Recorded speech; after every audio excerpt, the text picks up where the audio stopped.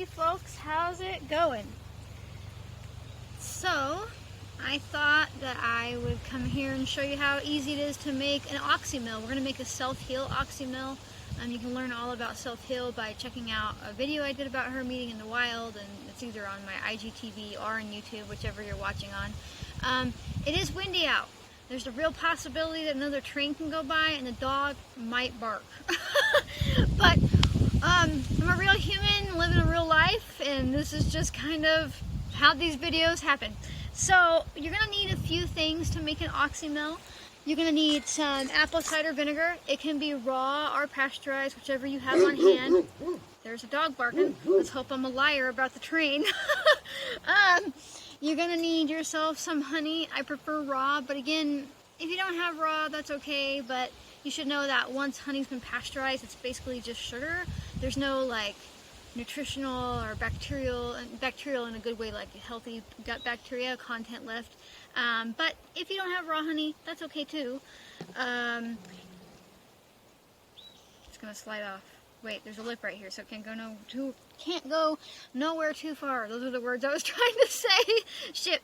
You're gonna need an empty jar, and of course, you're gonna need a little bit of self-heal, which is likely growing out in your yard or somewhere in a shady meadow, or she grows everywhere. And then a pair of scissors. So this is really pretty simple.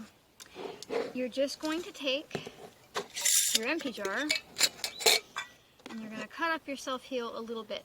Now a lot of herbalists have people just like pulverizing their herbs, like, you know, run that shit through a fucking food processor. You don't need to do that, you really don't.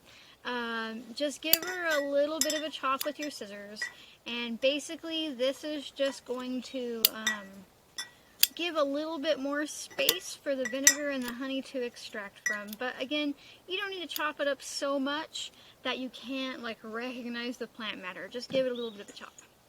And I'm generally just filling up my jar here. I'm not packing it tight. I don't need to ram as much in there as possible. We want a little bit of space in there. Now, Self-Heal, she is just an amazing ally for just about anything that's ailing you. She's actually one of the most studied herbal plants there are, which is crazy because so few herbalists really like use her. Now, she's a really good one to start in herbalism with because she's so easy to identify and she grows everywhere, and she's really, you know, safe enough to use on a daily basis. But then people feel like they've outgrown her and they move on, right? But she's one of those plant allies that can do so much for our health.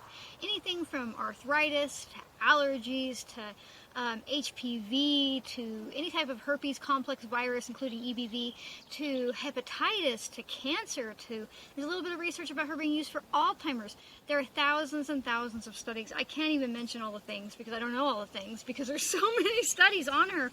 And so when people... She's a really good herb to get into, but they feel like they've outgrown her, but they just haven't grown into her, you know, to learn more about her. So she's just fantastic. And so now I've cut up all of my self-heal just a little bit. You know, that's about a quart jar. That would take you like 2-3 minutes to gather enough to make that. And then I'm going to take my honey. Now this is warm from the oven. I just pop it in there on the low heat, in the low setting, like 170 Fahrenheit, for like 10, 15, maybe 20 minutes. Just because it makes it, I'll knock my table over here, easier to pour the honey. And you put your honey in first. And when it's warm, it'll sink to the bottom a little easier. And, you know, there's no, like, exact scientific measurement here. This is a pint, this is a quart. There's 2 pints in a quart. So, you know, I'm just putting in a couple cups of honey. And I'm letting it sink down in a bit. And I like when it's warm, because you don't have to fight to get it to go down there. If this wasn't warm, I would be kicking myself that I forgot a knife or something to stir it with. That might be handy if you're making it. Now, I'm just going to move the sliding jar. And I'm just going to, whoa, shit, I'm going to put my feet on the bottom of this thing to stabilize it. Give my raw vinegar a shake. And pour this over top. And normally with tinctures, when you watch my videos, Look at the air bubble. I better put the lid on that thing. It's going to slide off into my lap. Look at the air bubbles coming up as the vinegar reaches underneath the honey. And so you can let that sit for a minute, or you can grab yourself a spoon or something and stir it. I'm probably going to cheat here. Give it a shake, just to help it incorporate while that honey's still warm. Alright. Now, vinegar, unlike a tincture, you normally see me say fill it all the way to the top. But vinegar, it can eat away at the metal of your lid. So you have two options here. And it has to be in constant contact. Like the vinegar touching that lid isn't like going to instantly make it start to corrode. Corrode's the right one. You can put some wax paper over it. I don't personally like to do that because the wax on your wax paper is usually soy-based, and soy is extremely unhealthy for you, especially if you have a female body. So I just leave a gap. You know, what's that? 1/4 inch, 1/2 inch? And then I cover it, and yeah, you'll get a little bit of oxidation, but that oxidation, which is just where, like, imagine when you like take a bite of an apple and leave it and it turns brown. That's what oxidation is. So basically, this might get a little darker than it normally would because I left a tiny bit of space in there, but that's better than having soy leached into my oxymel. So basically, that's all there is to an oxymel. Put your fresh herb, whatever you're working with, into the jar, and then put some raw honey in there, about 1/2 and 1/2, and then the other 1/2 is raw vinegar. And that's it. And now, a lot of people will be like, cool, so this is like an alcohol-free tincture. No, it's not a tincture. It's an oxymel. It's basically a sweetened vinegar. Vinegar and honey go really well together. Now, vinegar has the neat ability to extract the mineral contents from a plant. Like if you're ever making bone broth, and this will seem random, it's important that you add vinegar to your broth because it's going to help leach out those minerals from the bones and the vegetables. Well, the same thing's happening in here. And now honey, she's going to go in there and act like an extract for the water-soluble properties, not really much of the alcohol-soluble properties, although the vinegar can break down the cellular structure to help release some of that in there. And so it's not quite as strong as a tincture, which means like with a tincture where you're just taking like, 5, 10, 15, whatever drops, this you're going to be using like teaspoons, tablespoons at a time. You can turn it into salad dressing. You can eat it that way. And generally that's why when I'm making oxymels, I like to work with herbs that are also foods. So like I don't really work with toxic herbs, but I wouldn't be like, wow, here's some really toxic and endangered golden seal. I'm going to make an oxymel. Don't do that, because you need to be able to eat this in quantities that won't cause renal failure. And so I like sticking with stuff like self-heal, or maybe lemon balm, or even chamomile, or rosemary, or thyme, things that are food-based that you can ingest safely on a food level. And self-heal is one of those. So now, also, it is really hot out here. I'm in the shade under this beautiful linden tree who's starting to bloom. I'm excited about that. And it is like 97. I live in the high mountain deserts of Northeast Oregon. That means in the summertime we hit like 120 with ease, Fahrenheit, and in the wintertime we can hit -20 with ease, Fahrenheit. So, I get all seasons, and it always takes me a little bit to adapt, and I'm like, oh god, and it's not even July yet. Anyhow, so now you're just going to place your oxymel somewhere that's cool and dark for 4 to 6 weeks. You can go a little longer, you can go a little less. It's not the end of the world.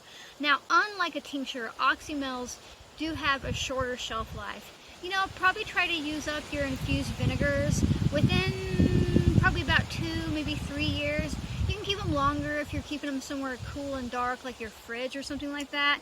And if you are using raw vinegar, there's a real possibility that you'll start to get like a mother culture on the top after a couple years, which is where like the vinegar, it basically makes like a living organism, like a kombucha SCOBY. SCOBY, whatever. And so you could actually use that to make more vinegar, but you won't have that problem if you use pasteurized vinegar because there's no cultures left in there. But, alright, so that's how to make a self-heal oxymel. And you can generally use this process with any other fresh herb you have on hand. You can use dried herbs. They're alright. If you guys have been watching me for a long while, you know that I'm like pro fresh herbs whenever possible. But if I was going to work with dried herbs, I'd feel more comfortable using them in an oxymel than I would in a tincture. So remember, you're smart enough to do this. This really wasn't complicated. It doesn't need to be complicated. People who complicate things like this, they either don't understand them entirely, or they're trying to keep you dependent upon them, because if it makes it too easy, why would you come back and support them, right? But ultimately, you are definitely 100%, no matter what you think, no matter what anybody's ever told you, smart enough to make these safe, simple, health-bringing, plant-based allies, creations, all of these things. You are definitely smart enough to do this, and you don't need to pay somebody thousands of dollars to teach you, okay? You really don't. The knowledge you gain from just learning and being curious is valid. Money does not validate what you have learned, nor does it make you retain knowledge. What you know is what you know. All right? So if you like my rants, if you like my videos and just what I'm all about, make sure to come check me out on Instagram or come find me on YouTube, depending on where you're watching at. Like, subscribe, comment, share, turn on notifications. All of these things will really help to get this information out there, how easy it is, and helps other people realize that they're smart enough and it's not that complicated. And I'm just really grateful that you're here with me. So thanks for watching, and I'll see you next time, okay? Bye.